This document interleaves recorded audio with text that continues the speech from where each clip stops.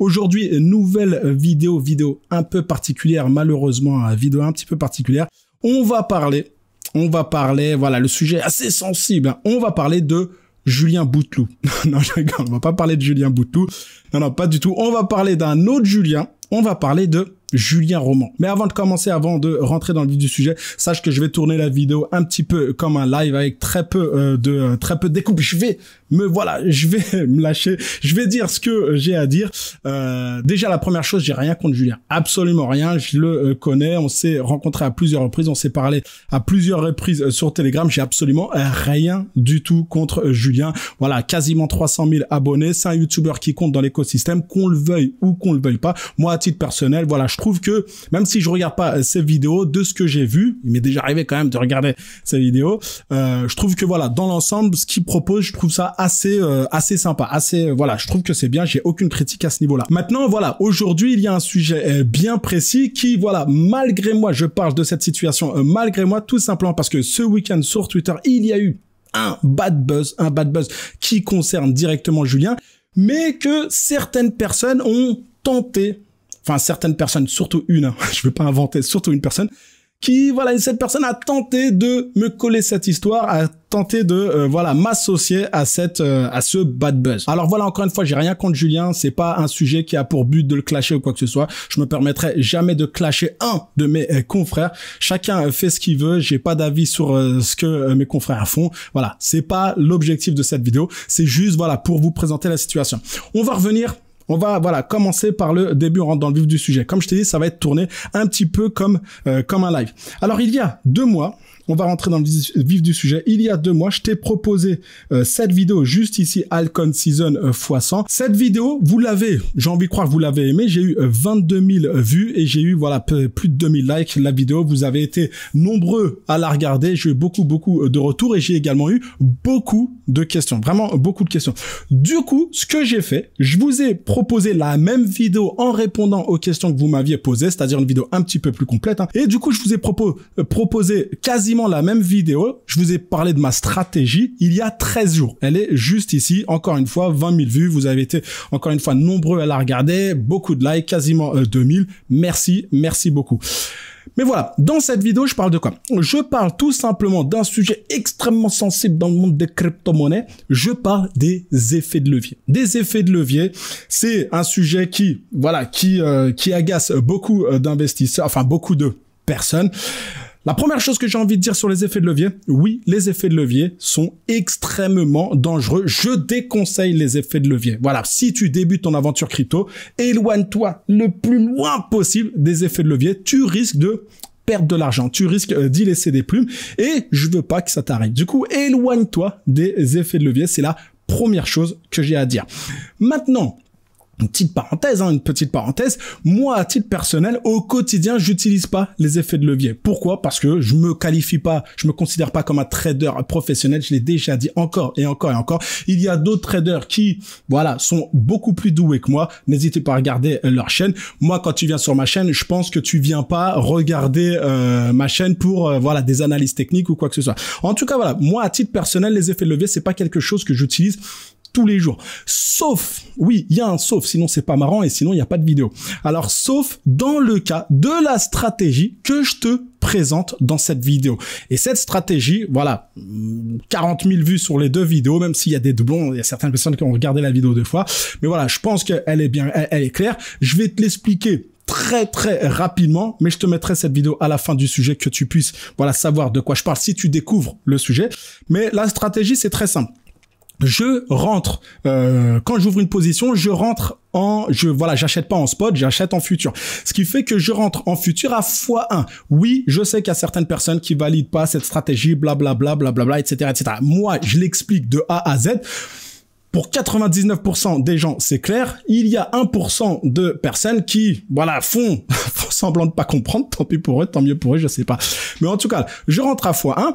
Et quand la crypto-monnaie que j'ai fait rentrer dans mon portefeuille a fait, et ça c'est tout ce que je vais dire là, c'est très important. Quand la crypto-monnaie que j'ai fait rentrer en portefeuille a fait x2, voire x3, idéalement x3, ce qui te permet d'avoir suffisamment de marge par rapport à ta position d'entrée, Là, j'ajuste mon effet de levier et là, je l'augmente. Là, je l'augmente. Mais du début jusqu'à x3, je suis à x1. Je l'ai toujours dit encore et encore et encore. Dans cette vidéo, je l'ai répété, je l'ai martelé encore et encore. Mais quand tu es à x2, idéalement x3, j'insiste bien x3, je dis pas plus 8%, plus 9%. Je parle de x3. Voilà, x3, même si tu veux aller chercher x4, n'hésite surtout pas. Et quand on a atteint cette performance, là, j'ajuste mon effet de levier. C'est une stratégie qui fonctionne uniquement en période de, voilà, marché haussier, en contexte de marché haussier. Contexte bear market, c'est franchement, tu vas aller, ça va être très compliqué. Qu'est-ce que je dis sur cette stratégie également? Quand j'ai fait x2, x3, qu'est-ce que je fais? J'augmente mon effet de levier et surtout, et ça c'est la partie la plus importante, je récupère mon capital. Parce que la première règle en crypto-monnaie, c'est pas de faire de l'argent. Faire de l'argent, c'est l'objectif. La première règle, c'est de ne pas perdre son investissement initial. C'est de ne pas perdre son argent. Règle 1, ne pas perdre ton argent. Règle 2, ne pas perdre ton argent. Règle 3, ne pas perdre ton argent, tu l'as compris. Mais voilà, c'est de ne pas perdre ton argent. Et seulement quand tu as fait x2, x3, là, tu récupères. Là, tu augmentes ton levier et là, tu récupères ton investissement. Comme ça, ton argent que tu as mis sur la crypto-monnaie que tu as fait rentrer dans ton portefeuille, tu l'as sécurisé. Tu l'as pas perdu. Voilà. Là, on peut pas te dire, oui, mais il y a un risque. Non, dans ce contexte-là, il n'y a pas de risque. Si je dois être très transparent avec toi, oui, il n'y a pas des risques, mais il y a des choses à savoir. Il y a des choses à savoir. Je vais encore une fois être le plus rapide possible, mais je t'invite à regarder cette vidéo.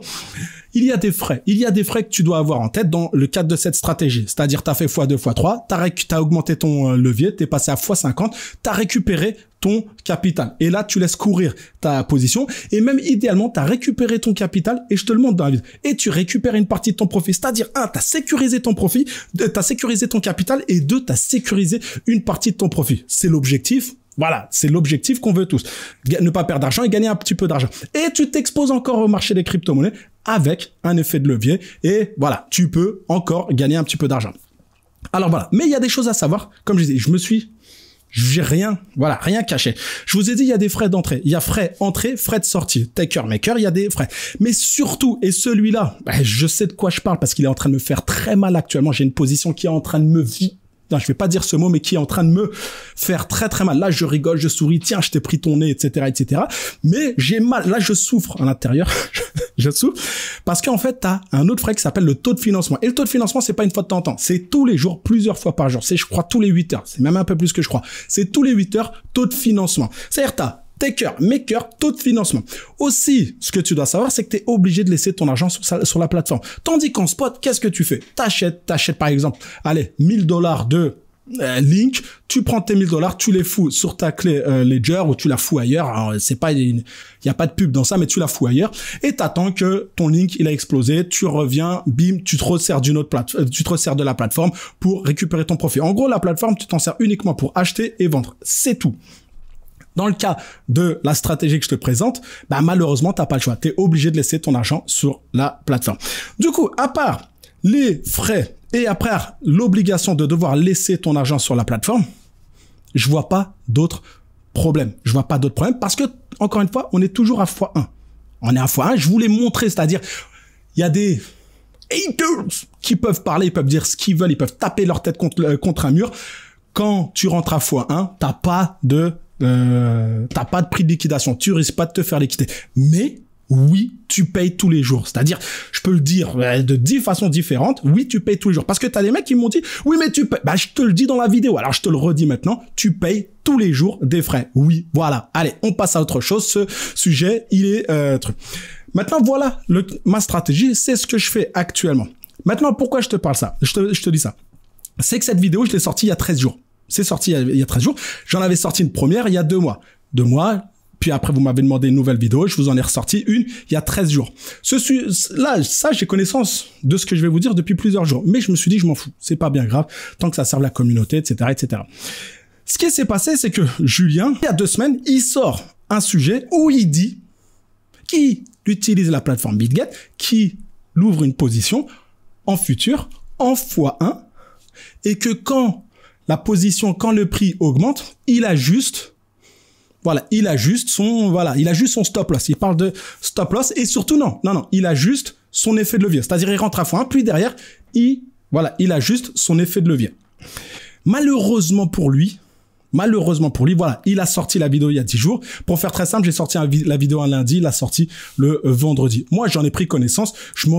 Comment je l'ai découvert? C'est même pas moi parce que je regarde même pas les vidéos de Julien. Non pas qu'elles soient pas bonnes ou pas du tout, c'est que je regarde pas les vidéos de mes confrères français pour ne pas être inspiré, pour gérer mes vidéos de mon côté, etc., etc. C'est vraiment l'unique raison. Ils font du bon taf et j'ai critique auprès d'eux. Il y a aucune critique. Je me permettrai pas de critiquer une autre personne qui se prend la tête à faire des vidéos. Ça, franchement, je le ferai jamais.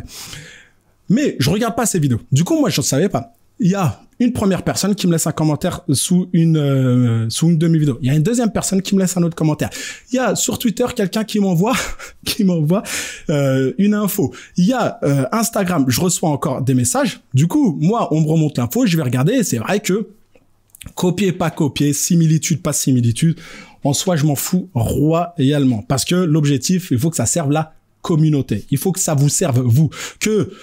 Qu'on ait la même stratégie, c'est très bien, tant mieux, et voilà, et c'est la vie, on s'en fout réellement. Qui n'a pas, voilà, copié un YouTuber, voilà, c'est pas grave, on s'en fout, c'est pas bien grave, c'est même pas le sujet. Mais le problème là, c'est qu'il y a un véritable problème, c'est que, voilà, il a dit, voilà, qu'il rentrait en levier x1 et qu'il ajustait l'effet de levier quand la crypto-monnaie avait augmenté. Puis derrière, il a fait une vidéo bilan, et malheureusement, le bilan, bah, il s'est un petit peu fait démolir sur Twitter. Après, je m'en fous qu'il se fasse démolir, même si, j'avoue, il s'est pris de ses tacles, le pauvre. J'avoue, des fois, ça va un peu loin quand même. Ça va un peu loin, on a quelqu'un qui vous propose une vidéo gratuitement, etc., etc. Oui, après, il y a le sujet des liens d'affiliation, etc., etc. Moi, je vais pas torpiller, même moi, j'ai des liens d'affiliation. C'est-à-dire, je vais pas, voilà, cracher. Voilà. Mais en tout cas, voilà, qu'on le veuille ou non, on a quand même quelqu'un qui fait des vidéos régulièrement. Julien, il fait partie des rares YouTubers qui, même en contexte de bear market, a continué de produire, alors que certains, ils ont disparu, ils faisaient une vidéo tous les mois, tout ça. Julien, lui, il a continué de produire. Du coup, c'est-à-dire, moi, je trouve qu'on a quand même un YouTuber qui est vraiment dédié à YouTube. Après, bon, c'est pas l'objectif, c'est pas de le défendre. Après, chacun fait ce qu'il veut. Mais sur Twitter, ce week-end, comme je l'ai dit, j'avais connaissance de tout ça depuis déjà plusieurs jours. Hein. Je m'en suis même amusé sur Instagram. J'ai posté un message sur Instagram. J'ai eu tout un tas de messages. Enfin, voilà, c'est très clair et beaucoup de similitudes. Mais on s'en fout encore une fois. Mais sur Twitter, malheureusement, il a pris une de ces rafales qui, malheureusement, m'a un petit peu, voilà, j'ai senti quelques petites balles voler à côté de moi. Même si je suis personne, encore une fois, je vais couper l'herbe sous le pied de certains états. Je suis personne, 50 000 abonnés, c'est rien comparé à les géants du YouTube game, voilà, etc., etc. Bon, malheureusement, il y a Darkemy qui a posté un truc, qui a retweeté un truc. Darkemy, voilà, je fais cette vidéo déjà pour pas qu'il se mette sur mes côtes, parce que s'il se met sur tes côtes, ça y est, c'est cuit. Ça y est, Pôle emploi. Du coup, voilà, il y a ce sujet-là. Mais malheureusement, il y en a eu d'autres. Il y a eu quelqu'un qui s'appelle Chris, je sais pas quoi. Enfin, Chris, il faudrait que je le retrouve. En tout cas, voilà, certains se sont mis sur les côtes de Julien. Et il y a cette vidéo, il y a cette personne sur Twitter qui met une vidéo assez intéressante. Hein. C'est-à-dire, encore une fois, il n'y a pas de critique. Le mec, il veut critiquer personne, il veut se prendre la tête avec personne. Déjà, souvent, il dit des choses assez intéressantes. Mais il a fait une compile de cette vidéo, de la vidéo bilan. Et c'est vrai que, malheureusement, dans les similitudes, Julien omet un passage très important. Très important. Regardons la vidéo. Vous me direz ce que vous en pensez. Stratégie, je mets un x1. Ensuite, je mets mon stop loss une fois que ça passe au-dessus. Et ensuite, je mets un coefficient multiplicateur qui est plus important. Et là, j'ai 0 risque. Surtout, très important de mettre un stop loss. Personnellement, au début, je mets pas de stop loss. Je le mets en levier x1. Ce qui fait qu'il y a quasiment 0 risque. Bref, je te disais, mon trade s'est fait liquider. Mais j'en ai créé un autre et je t'en ai parlé sur Telegram. Mon dernier trade, je t'envoie quelques informations là-dessus. Je trade sur BitGate comme tu vois ici. Tu as des bonus en description si tu veux utiliser le lien. Et tu connais ma... Bon, le problème là, c'est qu'une personne, voilà, a dit que oui, Charlie aussi, il faisait ça. Bon, Boubou, il dit quoi? Il dit le YouTube Crypto, c'est le seul endroit au monde où tu vois un mec expliquer qu'il a pris un trade dans levier x1, qu'il s'est fait liquider, mais qu'il faut rejoindre son canal Telegram, etc., etc. La différence, là, je vais faire mon lâche, je vais me désolidariser complètement de cette stratégie. C'est que moi, la différence de Julien, c'est que moi, qu'est-ce que je dis? Je dis, là, Julien, il fait quoi? Il a dû faire peut-être plus 8%. Et il est rentré à x1, ok? Il a dû faire plus 8%. il a augmenté les leviers. C'est pas du tout ce que je dis, mais pas du tout, mais alors là, mais complètement, mais vraiment pas du tout. Moi, qu'est-ce que je dis? Alors, il y a Julien qui dit qu'il fait plus 8, 10%, je sais pas. Il augmente, il passe à x10. Il passe à x10 ou x15, je sais pas. En tout cas, il passe à x10. Moi, je dis quoi? Je dis, non, tu rentres à x1, quand t'as fait x2, x3, histoire que t'aies suffisamment de marge, et je dis bien x3, c'est l'idéal, quand t'as suffisamment de marge, c'est-à-dire t'as bien fait tes devoirs, t'as pas pris n'importe quel crypto random, tout ça, t'as fait vraiment un travail où tu penses que voilà, elle a du potentiel, quand t'as fait x2, peut-être même x3, là, tu augmentes ta marge et surtout, tu retires ton investissement initial pour éviter de te faire liquider, pour éviter de perdre ton argent, pour éviter de vivre une expérience extrêmement désagréable. Je dis quoi? Tu augmentes, tu retires ton investissement et si tu es à x2, tu dois même retirer une partie de ton profit parce que si tu fais x3 et que tu retires même pas une partie de ton profit, si au final ça s'écroule, c'est de ta faute. C'est aussi simple que ça. C'est-à-dire, t'es rentré sur le link, t'as fait x2, allez, on va dire x3, bim, t'es à x3, tu retires ton investissement initial, tu retires la moitié et tu mets ton effet de levier pour que le reste, profite encore une fois, que dans un contexte de marché haussier. Et là, dans ce contexte-là, il y a zéro risque. Et là, malheureusement, t'as le mec qui dit oui, mais Charlie aussi, ça. Je fais, mais non, je propose pas du tout la même stratégie. Et pourquoi je fais cette vidéo? Parce que je sais que sur Twitter, les mecs, vous êtes impitoyables. Tu fais cette erreur-là, tu te fais démolir. Et malheureusement, même si je suis d'accord dans l'idée que, on n'est pas, c'est pas une stratégie que je vais conseiller là, mais voilà, c'est Chris Mickey Boxer, je crois, j'ai vu son, bon, voilà, ma guerre était légitime, j'étais là avant vous, voilà, mais, genre, on entend il y a des mecs qui laissent des commentaires, j'avoue, c'est un peu dur, il y a quelqu'un qui dit, faut aller le soulever. Enfin, c'est en sérieux quand même. Et voilà, et par exemple, certaines personnes disent, oui, Dark Amy, faut que tu te mettes de lui. Et ben, en fait, c'est pour ça que je fais cette vidéo, c'est que, non, on n'a pas la même stratégie, même si, bon, il s'est inspiré, il s'est pas inspiré, il a copié, il a pas copié, ça je m'en fous royalement. Mais en tout cas, quoi qu'il arrive, non, je vous ai pas proposé la même stratégie. Encore une fois, voilà, l'argent, il est sorti, les leviers, c'est super dangereux, j'applique des leviers uniquement dans le cas d'une performance déjà réalisé d'une surperformance, je parle même de surperformance. Et j'ai même un passage qui est juste ici. $13, regarde. Si je descends voilà, à x1, la marge requise, c'est 989 $. Maintenant, si je monte à 75, j'ai qu'une marge de $13, marge requise. Et c'est normal qu'on peut se faire liquider si la marge. Mais je dis quoi? Moi, derrière, je vais retirer mon investissement initial. On va le mettre, allez, à x50. Tu peux le mettre à x50. Ça te fait que j'augmente mon levier. Il y a une marge uniquement de $19. Je clique dessus. Encore une fois, tu peux aller chercher plus haut. C'est pas vraiment un problème. Et on va dire, allez, je vais mettre un effet de levier à x50. Je clique sur confirmer. Là, tu peux voir qu'on est isolé long x50. Et maintenant, c'est la partie la plus importante. Je vais retirer mon investissement initial. Et c'est juste ici. Tu vois, juste ici, il y a marqué marge 973 $. Je vais cliquer dessus. Bim. Ici, tu as augmenté la marge ou diminué la marge. En fait, c'est tout simplement, je vais retirer mon argent. Par exemple, regarde. Ici, voilà, et je vous montre que je retire ma marge, et même dans le cadre de cette vidéo, c'est-à-dire là, on a des exemples concrets, je suis pas en train de vous vendre une stratégie, formation Yomi Donzel ou j'en sais rien. Non, je suis en train de, le pauvre, il m'a rien fait, je m'y entends. Non, je suis pas en train de, je vous montre concrètement ce que je fais. C'est-à-dire, j'ai ouvert une position ADA à x1, l'ADA a surperformé, j'espérais une meilleure performance, mais comme la vidéo, on me l'a demandé encore, je me suis dit, bon, et c'est ce que je dis dans la vidéo, je vous dis, bon, là, je suis à plus 60%, l'idéal, j'aurais aimé attendre 100%, mais 100%, ça vient pas. Du coup, je vais vous la faire, la vidéo, quand même, ça. Et du coup, je retire. Et là, dans le cadre, je vous montre dans cette vidéo deux positions, je vous montre Arbitrum et ADA, même si le marché, depuis la vidéo, parce que regardez, c'était à 13 jours, vous avez vu que les altcoins, ils ont quand même un petit peu mangé. Eh ben, je me suis pas fait liquider. J'ai toujours les positions. Elles sont moins sexy qu'aujourd'hui, mais je me suis pas fait liquider. Et je pense que, voilà, l'erreur dans la stratégie qui a été citée à côté, c'est qu'en fait, on retire pas le capital. C'est bien sûr que si tu, voilà, t'as fait plus 8% et direct tu passes, tu fais un levier x10, voilà, bien sûr que tu vas perdre de l'argent. C'est obligatoire. C'est presque obligatoire. Bon, j'abuse un peu, mais il y a de fortes chances. En termes de probabilité, il y a de fortes chances que tu perdes de l'argent. Tandis que dans mon cas là, c'est un petit peu plus sécure. Voilà. Maintenant, c'est juste une vidéo de mise au point. J'en veux à personne, mais je veux juste éviter que sur YouTube, sur Twitter, un matin, je me lève et que je vois mon nom partout, Charlie Cédine, et qu'on m'ait démoli et que j'ai tout le monde. J'ai vu ce qui s'est passé à Crypto Matrix.